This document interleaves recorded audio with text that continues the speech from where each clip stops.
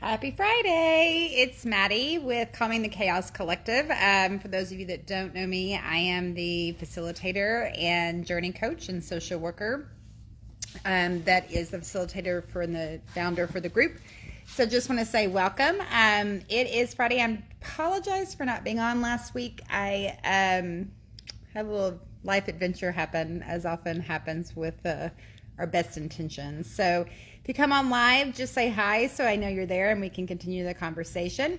As always, if you're catching this on replay, just put hashtag replay and then I'll connect in with you and see what you thought. So this week, we're talking about who our anxiety affects the most. There's been a couple of posts going around about just trying to get you to think differently about anxiety and see what you think about anxiety. I know that we've had some good conversations around our cues to show we have anxiety. I think part of this, at least for me and for the clients that I work with, one of the best ways for me to start realizing that I'm in anxiety is from the people around me. And what I mean by that is sometimes our brain gets so busy and it gets so chaotic that we're just surviving. We're just going through the motions. We don't have the time to stop and think, how am I reacting? How does my body feel? I know especially when I get into high anxiety, I know I'm there, but I often can't pull myself out of it just because I'm too busy doing this chaotic spinning.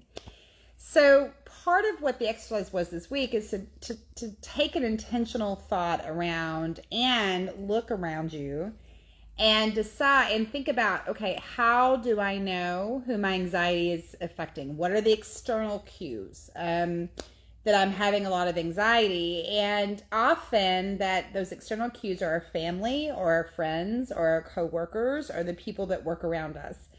And for me, and you guys have heard me talk about this, but mine is my son. So I've been very busy. I've had lots going on. As life happens. And so the last week, I had a big test I was taking. So the last week I was actually pretty anxious. And what I noticed, I had not noticed before, is my son actually will come to me and say, did I do this well? Didn't I do this okay?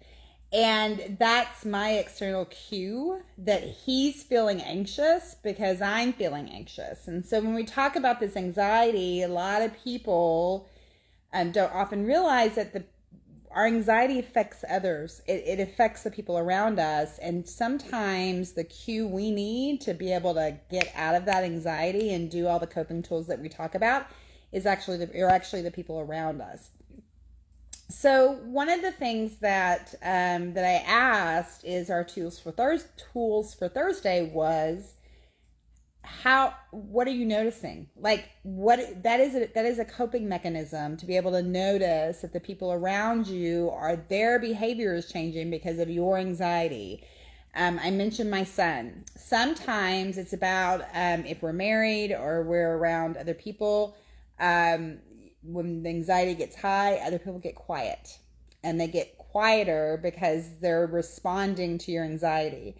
Sometimes it's about we have some people that work in offices, and I notice that when I'm in the office and my anxiety is high, people walk in and they almost can feel it. Like they see it on my face and they can feel it, and so they act differently.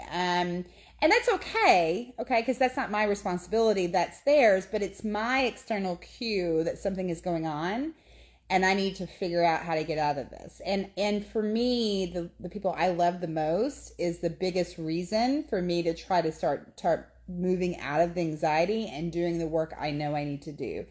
So what that might look like is, because we were busy and I was anxious and blah, blah, blah, blah, I got out of my morning rituals that I use to calm myself. I was sleeping in because I was so tired. I was not getting up when I normally get up because my brain was too busy. And so part of this process is really stopping and going, okay, I'm getting an external cue that my anxiety is high. what do I need to do about it? Because I know by this time that it's affecting the people around me. And it's not about us not thinking about ourselves. It's about us recognizing the cues that we need to really stop and go, okay, I'm feeling anxious. So again, for me, starting, what day is this? Friday, starting Wednesday morning, I started getting up earlier, started doing my devotionals.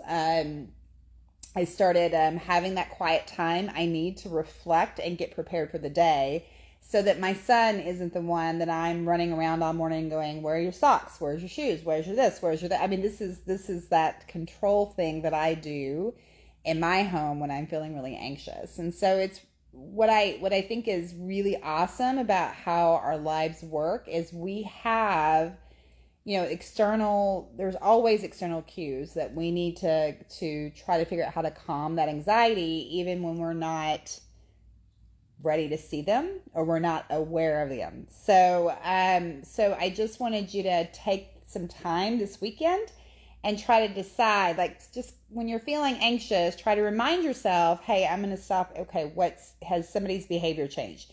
If somebody's behavior changed, and it could be about them, it may have nothing to do with you, but if their behavior changes, am I feeling anxious? Is this one of those signals? Really trying to engage in what's happening around us, because here's what happens with our anxiety. We get all caught up in our head. We are spinning, thinking about these millions different things that we're not going to be able to solve all these problems we're thinking about, but we get so internalized that we forget to look around us. And so for me, part of that cueing is really helpful to say, oh, yep, that's right. I got to stop and I got to think about what I'm doing here. So hope you guys are doing well this week. It's, as always, awesome to hang out with you and see all of you engaging in the discussions.